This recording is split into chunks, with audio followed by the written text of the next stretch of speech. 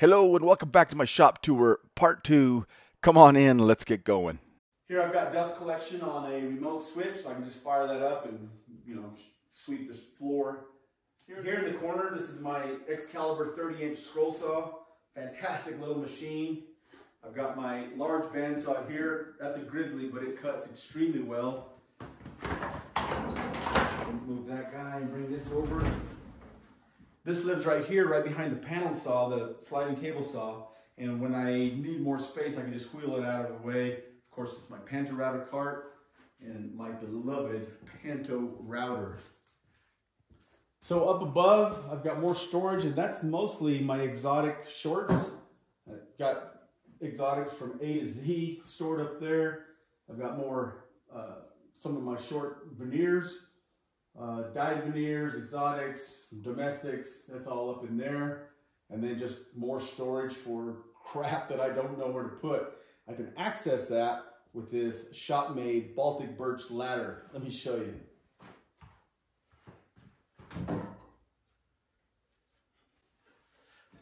So this ladder, so I weigh not as much as I used to, so now I'm probably about 190, but I used to, for the longest time, I averaged around 200 pounds, and this ladder has held up. It's basically just 3/4 inch Baltic birch, and then I put 1/4 inch on the inside to create a groove or dado for the rungs, right? Super simple. I think I used a domino and split the dominoes so I could put a wedged tenon. And there's more tenons at the top here that engage with mortises up at the top. That locks it in place. And there's a redundant safety cleat on each side so that won't go sideways. But yeah, very strong, works. It works well. Circling around to this corner again, I'd already mentioned the bandsaw. Here I've got a small lunchbox planer on dust collection. I'll show you that dust collection in a bit. It is fantastic. Well, I can show you now actually. So I'm going to fire up this bandsaw and you'll hear this gate open. This is a gate by Green Gate, and unfortunately they're no longer in business. They were retired engineers, electrical engineers, and they came up with this system. They sold it, made and sold the components for years, and then they just quit, retired again. But I love the system. It's fantastic. Check it out.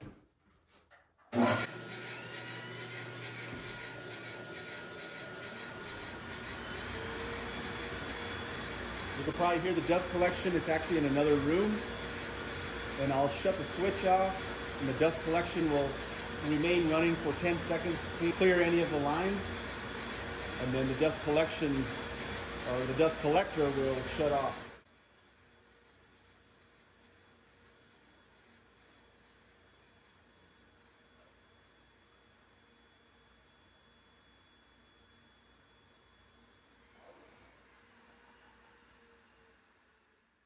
All the ducting is by Nordfab, which was a little pricey, but so worth it because you can see all these.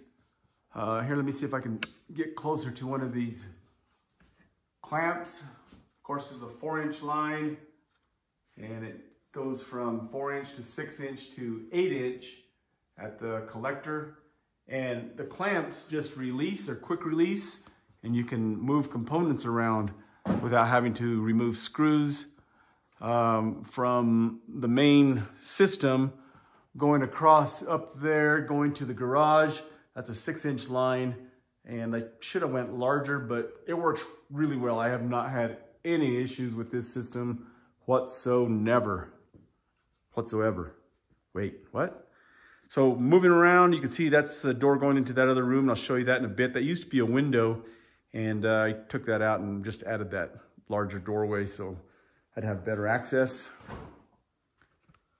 Well, that sounded funny. Better access in a window. Yeah. So here I've got the sliding table saw.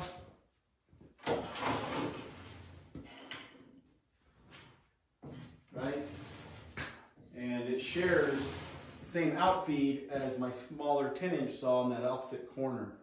This initially or originally is where I had my 10-inch table saw, but this works really well. I've got plenty of room for the type of work I do. If I need to break down an 8-foot sheet, I can certainly cross-cut it first and then handle all the cuts I need to make right here. I just recently added this tiger fence, which I absolutely love, love, love. Let me just show off a bit and let you see this thing in action. Scoot that over a little and turn that dude on. We'll set this on, I don't know, 18 and 7/16. So I'll put in 18.4375. Go. Right? Fabulous. And originally I thought I would try this keypad right here, and I can reach up to about 30 inches before I have to walk around. I'd have to walk around this anyway if it was the original factory fence. You know, a lot of people will mount this here or down here. I thought I'd try it there, and so far it's been working. So yeah, fantastic addition. Greatly improves accuracy and efficiency. I love, love, love that thing. Saw blade storage. You may have already seen a YouTube video on this that I made. Not sure what took me so long to make this, but it works well. On wheels, if I ever need to get it out to sweep underneath there or whatever. Yeah, man. So in this other corner, I've got my small 10-inch table saw, and I can do quite a bit of ripping. I've got about 100 inches from the blade to the door, so I can easily rip 8 foot. If I need longer, I just open the door. If I need something wider, then I use that saw. But I use both saws all the time. Super blessed to have both saws. Right here's my router table, and when not in use, I just keep one of these covers on it. I keep it unplugged, but I have a switch outlet that I can just fire it up.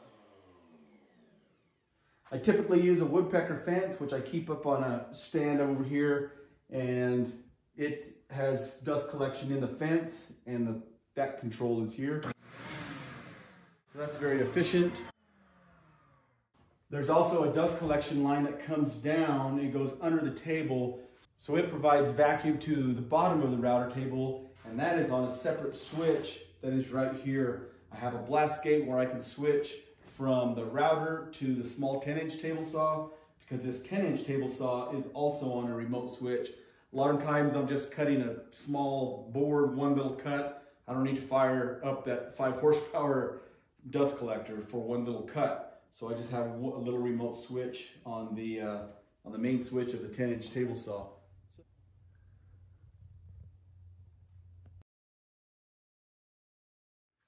So I do a lot of work here when I'm not using the router table. This is a good work area. I keep my Festool sander and shop vac underneath there. If you know me very well, you know that I'm always using a belt sander. So this thing just stays on this shelf. I have 2 of them here, right? All my belts are easily accessible right there. My belt sander station is here. I can put my belt sander on edge, so I have access to all these different grits for fine tuning. I do have an edge sander in the other room, but sometimes I just break this out because it's easier.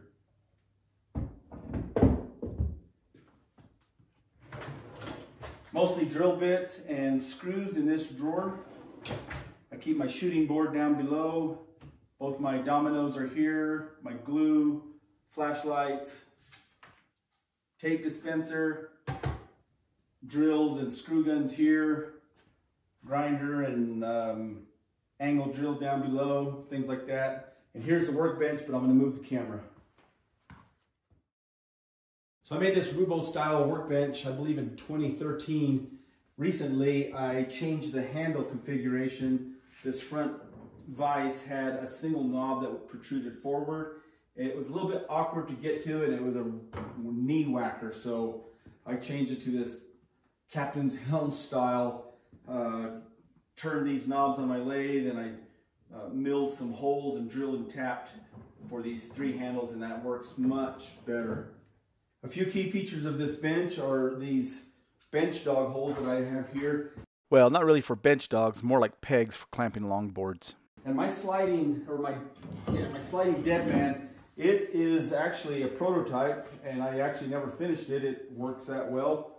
So this simply goes here. And I did that so I would still have access to all this space under the bench where I could put a cabinet.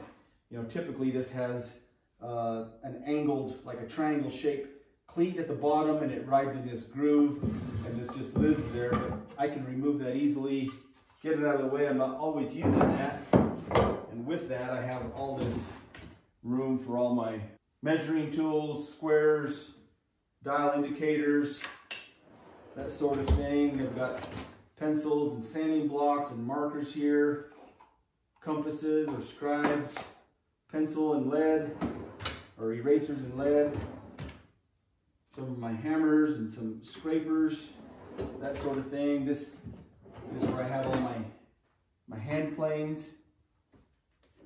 A bit of a junk drawer down here. I haven't really figured out exactly what I want to do with that, so I just do a little at a time as my needs change, right?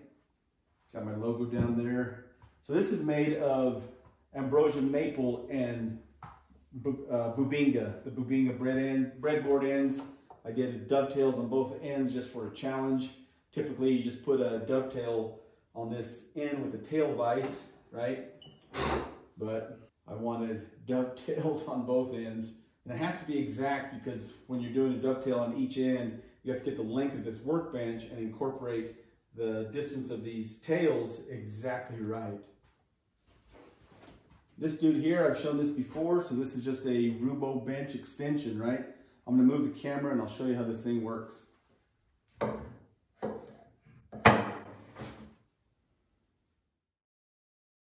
So this dude works fantastically well to increase the length between the working dog and the dogs on the left end. I have 4 more dogs here in this extension, and I can extend that out to here, clamp that in place, and that has given me a little bit more reach. I didn't have a lot of room to put a long workbench, so this was actually an afterthought, but it works well when I need it. I actually wrote an article on it in Furniture and Cabinet Making back in 2018. Moving around the corner, this is where I keep all my clamps, as you can see, or most of my clamps. I have some more aluminum ones more to the left. And some 8 and 10 footers in a corner. I have 3 buckets of these squeeze clamps, because years ago I used to do solid surface and you need a lot of clamps, so I keep some of my better ones out that aren't full of glue. And my storage system for this F-style clamp, I love this style because I don't like having to release a handle on a clamp to use it. If I'm in a panic and I got glue drying, I want to be able to just grab a clamp quickly, and then easily, as quick, I can open it back up and just throw these in place. So that works well for me. Pipe clamps and a few bar clamps over there, some I-beam clamps. I only have 3 parallel jaw clamps. I'm that weird guy. I just don't see the appeal of those types of clamps. I guess I'm old school. I find them heavy and awkward to open and close, and I just prefer pipe clamps. Here I have a little Delta oscillating spindle sander, and this thing has, here I'll just show you. I can release those and pull this thing out. This is the same level as that, so if I'm doing something long, so that works pretty well, but I can keep that pushed in the majority of time if I'm not using that, yeah. Down below I have staple guns and a lot of staples, pins, all my nail guns, staple guns, pin nailer. I've got a 23 gauge somewhere laying around. So that works. This is on a separate manifold from my chop saw. So here, let me move this camera and I'll show you that. So when I fire up the chop saw or the spindle sander, the vacuum comes on, and here I have a manifold gate that I can just flip for whichever machine I'm using. Typically, or generally, it stays on for the chop saw.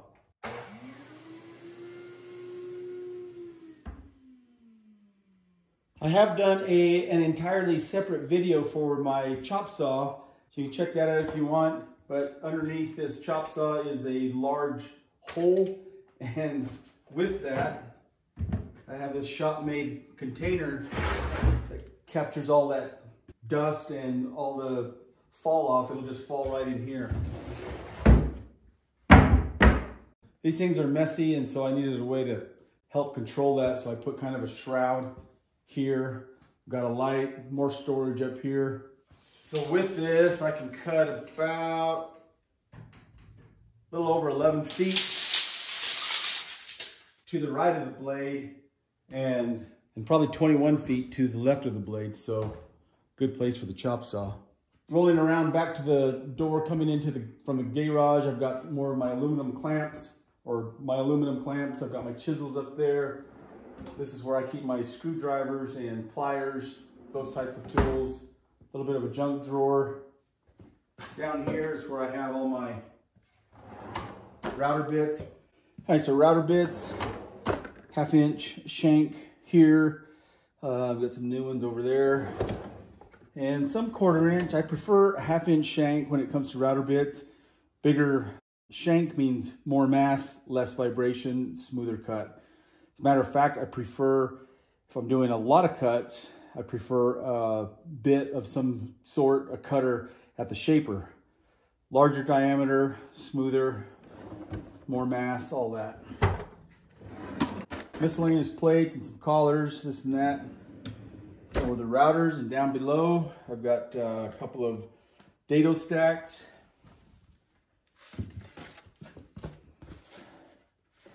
This here is when I need a bearing, right? And I can just dump all this on there, find the bearing or, you know, machine screw that I need, and then I can just dump it all back in. Little systems, little protocols, it all adds up. I added large windows above the door when we first moved in. This was like a barn before I added any electrical and sheetrocked it.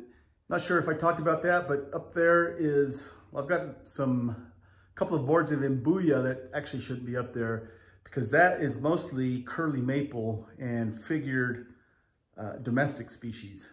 Figured cherry and some crazy fiddleback maple, this and that. Anyway, that's on that wall. And over here, I have those are all my exotics, longer boards, right? Some Purple Heart, Wenge, Bubinga, Morado, not sure what else. Some orangey wood that I'm not even sure what it is. Somebody gave it to me. Zebra wood.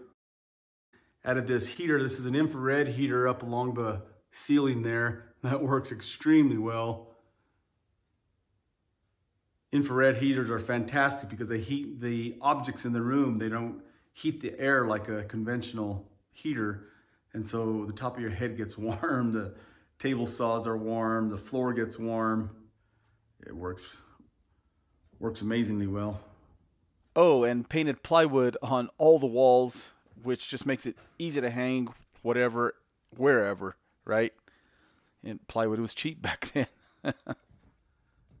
And yeah, I caught that dumb fish. It's a 95-inch swordfish, sailfish. And here is the proof. All right, from the main shop area, we're gonna go in here. And this room is about 11 feet wide and the length of the shop, so 32 feet long. Here we are on the north side. This is let me zoom this back out a little. It's kind of a mess in here right now, but there's my dust collector. And as I had mentioned, it's this green gate system. So all the green gates, the yellow gates that you saw in the other room, they are connected via Ethernet cable. So it's a low voltage system that runs the small motors that opens and closes the gates. Those dudes right there.